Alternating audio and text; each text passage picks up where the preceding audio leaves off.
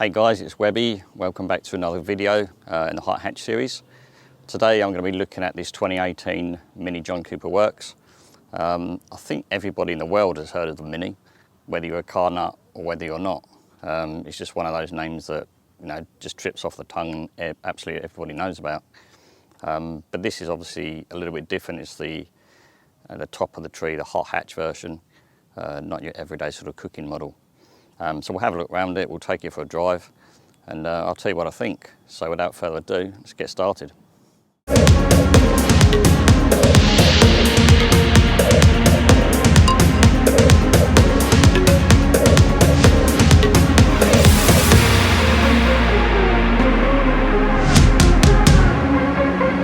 I actually walk you around the car, just a few of the sort of headline stats about the car.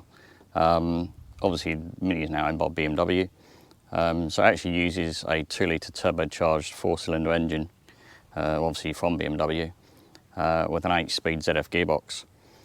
The engine itself puts out 170 kilowatt, and it's got 320 newton meters of torque. So more than enough for a small hatchback like this. You know, you don't really need big power because it's not a heavy car. Minis have always been about, you know, the actual fun you can have throwing it around a corner, not necessarily about the straight line speed. So it doesn't necessarily need heaps and heaps of power, and 170 kilowatt, you know, is more than enough. So yeah, let's just have a look around the car and point out a few features for you. So looking at it initially, it's quite a sort of understated car, I suppose you'd call it.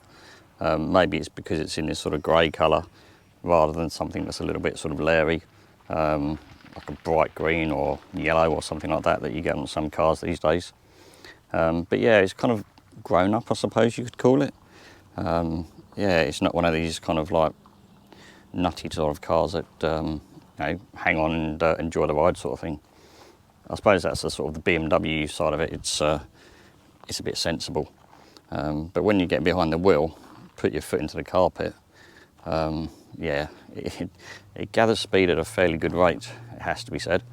Yeah, you can drive it sort of fairly sensibly and just potter around town, which is the nice thing about being a Mini. But yeah, I'm going to say if you want to have a bit of fun, then yeah, this is definitely a car that you can do that in. So this is the heart of the beast, the 2-litre 4-cylinder twin-scroll turbocharged engine from BMW. As I said earlier, puts out 170 kilowatt and 320 newton meters of torque. There's not a lot of space under here actually. I'd hate to have to service this thing. Yeah, if you dropped a small spanner or something down the side of the engine, yeah, you can forget getting that back. But it's got the iconic Mini headlights around, or sort of oval-looking headlights there at the front. Then you've got the sort of the red line down the front with the John Cooper Works badge. So it looks quite good. So little styling cues on this John Cooper Works that obviously point it out from just a standard Mini, I suppose. You've got obviously the little John Cooper Works badge there, the little red stripe along the front. The front bumper is different as well. You just got a few extra sort of scoops, that lower sort of vent down the bottom there. So it's a bit more aggressive styling. Some nice sort of fairly plain looking black alloy wheels. As I said, it's all about sort of being subtle, this car, it's not in your face. Another John Cooper Works badge there on the side. This one's got black door mirrors and a black roof. So it's quite a tasteful spec. And the old spoiler on the back. I do like the rear tail lights with the Union Jack.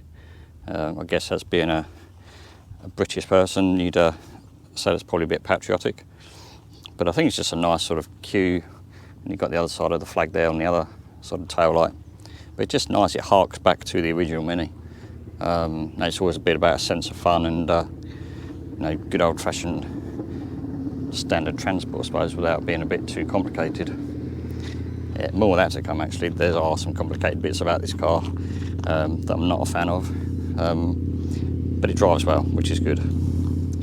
So if we look inside, the interior is actually really nice. These bucket seats are very supportive and really comfortable. Got plenty of adjustment. So yeah, they're nice, and I like this this sort of red accent on the outside as well. Just give it a bit of colour on the inside. Matches the red stitching on the steering wheel as well, which is a nice touch. and then also the same just around by the gear stick.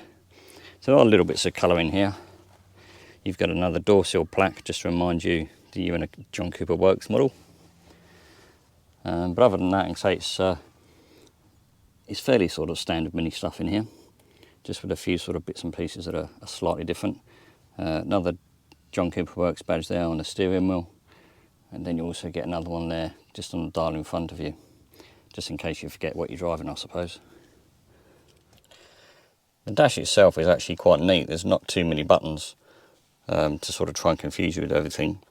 You've got the BMW iDrive controller down there, which operates the big screen there in front of you. So yeah, we'll come to that in a second, and yeah, I'll tell you my thoughts on that. Anyway, some more buttons down there. These are a little bit more retro. I quite like these sort of toggle switches. They're quite nice, particularly that stop-start button. I do like that. That's quite a neat little touch, I think. This one's also got a head-up display as well, which I'll show you in a second. But let's get it fired up, because it's actually quite warm in here. So you just put your foot on the brake, push the button down, and she roars into life. And then you get a heap of buttons telling you haven't got your seatbelt on and all sorts of bits and pieces. So you can see the head-up display is now coming to life. Let's just turn the aircon down a bit, otherwise that's a wheel here. So yeah, sat-nav screen. Having worked for BMW before, yeah, I got the hang of them when I was working for them. For someone new to a car, it's not exactly the easiest system to operate. Most of it's, a lot of it's touchscreen.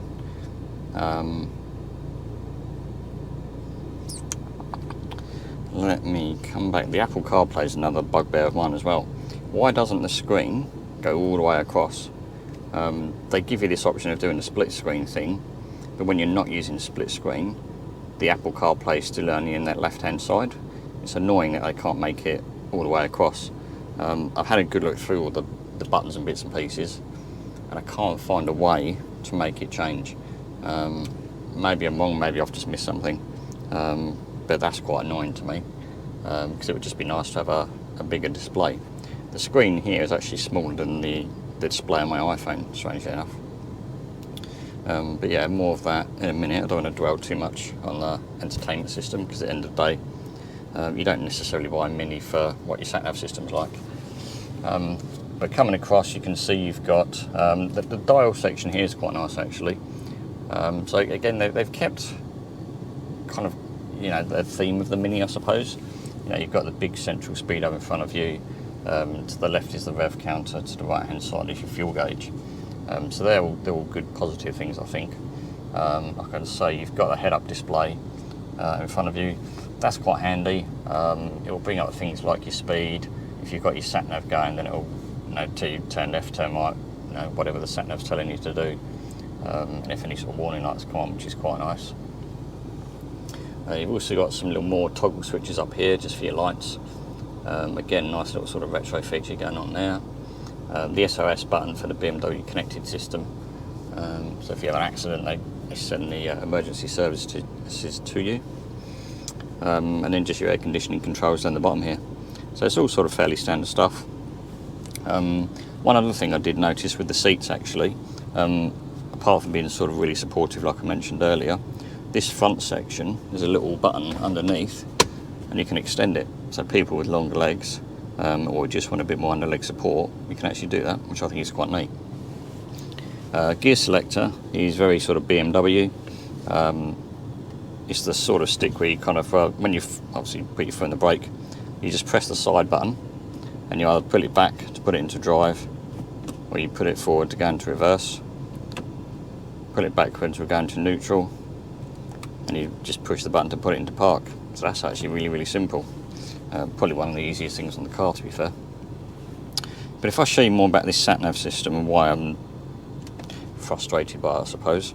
So once you press your menu button, so that is your menu that you come up on the screen, and then this big dial here in the middle you can sort of twist. So when that comes back to that, you twist in obviously clockwise, and then it goes around all the different settings that you can choose from. but I tried to adjust the head-up display earlier, and it took me ages. I actually had to get the owner's manual out to find how to adjust the height of the head-up display, because it wasn't simple and it wasn't easy to find where it was. So that I did find a little bit frustrating, if I'm honest. So if you go into there, you've got all different like settings. That's where I found it, owner's handbook. That's where I had to search to find the head-up display. There's a lot of stuff in here that you probably wouldn't use every day, but if you want to try and find something, yeah, give yourself a bit of time. It might take you a while. Yeah, it's probably one of those things that the more you play with it, the better you would get on with it. But as an initial trying to just jump in and drive a car, yeah, it's a bit too complicated for my liking. Come back to the Apple CarPlay. That's actually wireless, so there's no wires. And what you do, you can actually put your phone in here, and it's actually wireless charging. So you just pop it in, and there you go. She starts charging, which is quite cool. So the nice thing about that is you haven't got cables sort of going all around the cabin, which is yeah, can be a bit distracting at times. I do like with the 1 to 6 buttons. That's another BMW feature. As you run your finger lightly over them, if you look at the top of the screen now, you can actually assign different features to these buttons. So where in most cars, or it used to be like your preset radio stations in the older days, but what you can do with these is you can actually store a mobile phone number, you can store a sat-nav destination that you might use on a regular basis. So actually I like those. The favourite buttons are quite a cool feature to me. Again, a BMW feature that they've carried over. The buttons down here, this one to the right hand side, is your driving modes. So this toggles between, if you flick it up, and we just look there in the bottom section of the speedo. So we're now in sport mode. If you flick it up, and then what you can do, actually no. So you flick it up, and then once you flicked it up, you can flick it down or up, and then just flick through the different settings. So sport, mid, I guess is just a normal sort of balance setting, and then green is for economy driving. Not something I suspect you'd really do in a coupe, it works, but there we go, you've got it anyway. Next one along just turns off your traction control system. Obviously that's your stop start. That is to disengage the stop start system on the car. You know, the one where it cuts out traffic lights that annoys everybody. That one is where you can just turn off your parking sensors and just use the reverse camera. You've then got a couple of USB ports down the bottom there should you want to charge different devices, or if someone's using the wireless charging pad, I suppose. So yeah, plenty of you know, sort of ports to charge your phone and what have you. You also get the Harman Kardon sound system as well, so you know that the music's going to sound pretty good in here. And in a small car, yeah, you're going to get a really good sort of vibe with your music, which is quite cool. So what I was just saying about this this sat nav screen, a bit annoying, where you can't put your whole Apple CarPlay all the way across. On the buttons down here for the iDrive system, if you press the map button, which will use the car sat nav, oh no, it's not working. Okay, let's press menu, the map. Okay, right now, so we're back to the map. See, that was not easy. So with the built-in sat nav, the sat nav goes all the way across the whole screen. Why can't you do that with Apple CarPlay? Surely it can't be that difficult. I don't know, it's just a little bugbear for me. I'd like to see it on the whole width of the screen. So on the steering wheel, on the left hand side you've got your cruise control buttons here, and on the right hand side these are the buttons that can operate your head-up display. And I think also, was it just a head-up display? Yeah, see, this is where it gets a bit confusing. I think the head-up display displays what's on your sat-nav screen. I couldn't really work it out. It wasn't too obvious. Like I say, it's not the easiest sort of sat-nav system I've used, to be honest. But yeah, you can say up and down you change items, left and right is volume, phone and voice control. I suspect voice control might come in handy with this system. On the back of the steering wheel you've got some nice decent sized paddles for changing up and down your gear stick. Right hand side is your wipers, and then being European, indicators are there on the left. Right, so now on the inside, let's have a see in the thingy, look and see how this one drives, because that's what a Mini's all about, right?